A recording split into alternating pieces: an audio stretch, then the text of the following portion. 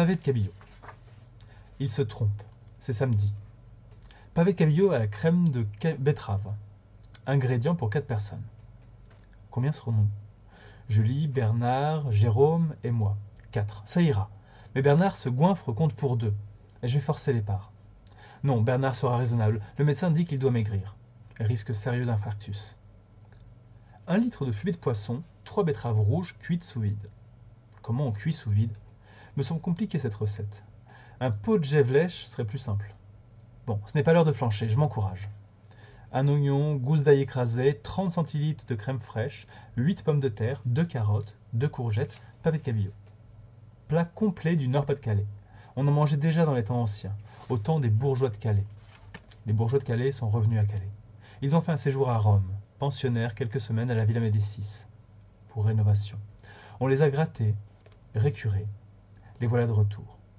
Me manquaient. Hier matin, il pleuvait. L'averse leur donnait triste mine quand je suis allé chez le poissonnier acheter mon cabillaud. J'ai invité Julie, mon amie de toujours. Elle viendra avec Bernard, son ami du moment. Ce sera bien, très convivial.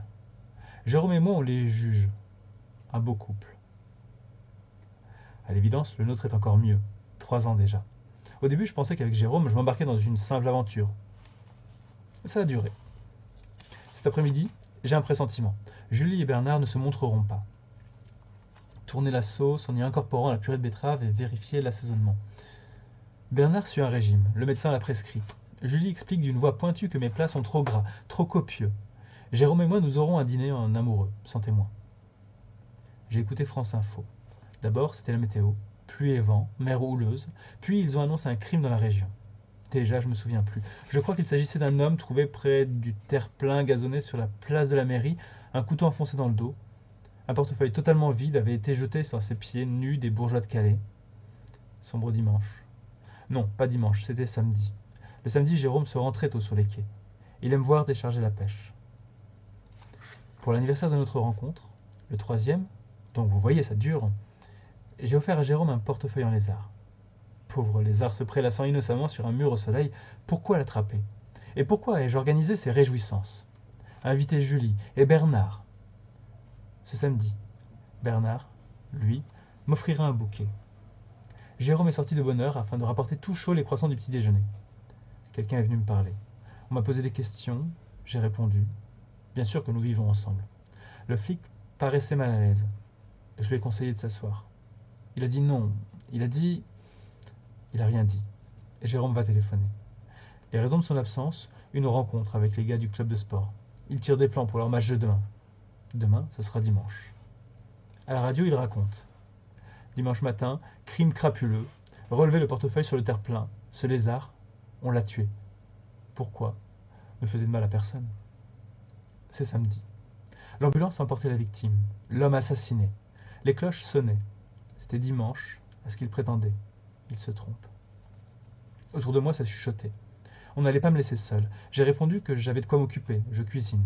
On a voulu me confisquer mon radio-réveil. On m'a dit de respirer lentement. On m'a proposé de l'aide. Ça se nomme soutien psychologique. Je n'écoutais qu'à peine. Le temps presse. Je dois écraser des betteraves, émincer l'oignon, faire un roux, pocher les cabillots. Où ai-je donc bien pu foutre ce maudit poisson? Si on vient encore me troubler, je me tromperai dans mes mesures. Les feuilles froissées couvrent la table. J'ai écarté les épluchures rassemblées sur le journal. En première page, la photo des bourgeois de Calais qui ont subi le grand nettoyage. Contre le pied nu du plus vieux. Non. Rien. Les pelures d'oignons volent. Je tourne la page. Beaucoup de pubs sur la suivante. Centres commerciaux, boîtes de nuit. Du calme. On est seulement samedi. Ce soir, j'invite. Je régale. Mon poisson est dans le réfrigérateur. J'ai dû le mettre étourdiment dans le tiroir pour les légumes. Jérôme me trouvera au travail quand il reviendra avec le pain.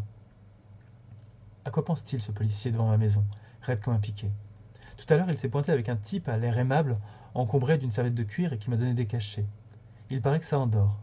Je me suis entendu un moment sur le divan, mais je ne peux pas dormir. J'ai dit « D'accord, je les prendrai, plus tard. » Tailler les betteraves en petits cubes. Le jus sur mes mains, couleur de sang. La flaque. Le portefeuille tombait sur le gros orteil d'un bourgeois de Calais, de celui-là qui a l'air de souffrir, Jean de Fienne ou Andrieux d'Andre, corde au cou, chemise froissée. C'est samedi. La bouteille de cognac me garde en forme, pas besoin de sortir un verre. J'ai bu longuement à la régalade. pour ranimer mon ardeur à la tâche. Les betteraves, taillées. Puis je fleurirai la tombe.